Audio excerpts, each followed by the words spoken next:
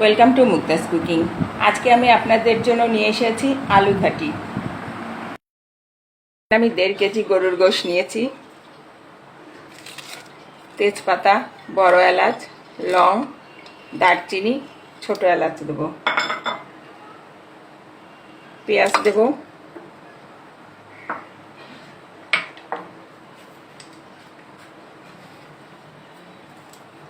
ধনিয়ার গুঁড়া আমি 1.5 চা চামচ দেব, মরিচের গুঁড়া 1 চা চামচ, হলুদের গুঁড়া 1 চা চামচ,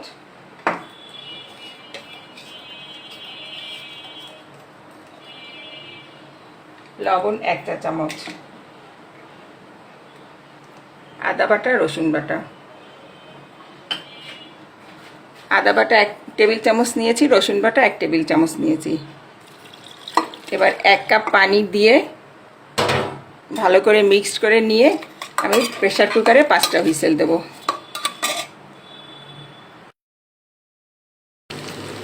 সরিষার তেল নিয়েছি, সরিষার তেলে আমি পেঁয়াজটা একটু ভেজে নেব। আস্ত জিরা, এলাচ, দারচিনি, তেজপাতা, লং দেব।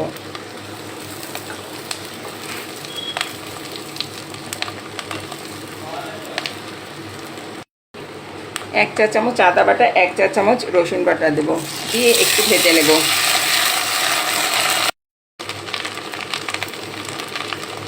এক চা চামচ মরিচের গুঁড়া,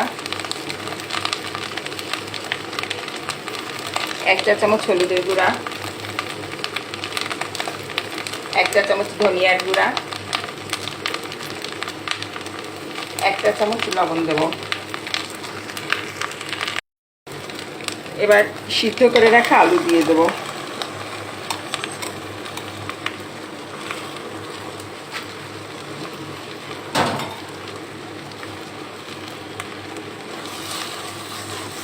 এবার আলু দিয়ে ভালো করে কষাবো।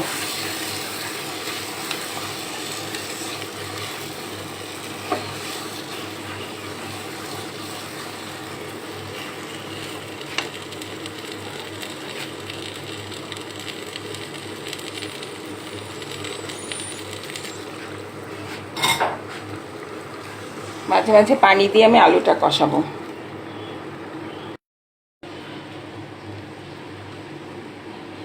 আলু ভালো করে কষানো হয়ে গেলে কাঁচামরিচ দেব।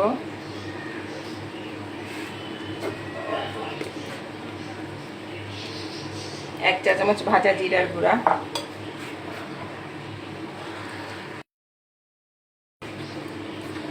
রান্না করে রাখা গোশটা দিয়ে এবার ভালো করে নেড়ে চেড়ে আরেকটু পানি দিয়ে কিছু সময় পরে নামিয়ে ফেলবো। তৈরি হয়ে গেল আলু ঘাটি। যারা এখন আমার চ্যানেলটি সাবস্ক্রাইব করেননি তারা আজই আমার চ্যানেলটি সাবস্ক্রাইব করবেন এবং ফেসবুক পেজ ও ইনস্টাগ্রাম থেকে দেখে থাকলে লাইক, কমেন্ট, শেয়ার এবং ফলো করে দেবেন।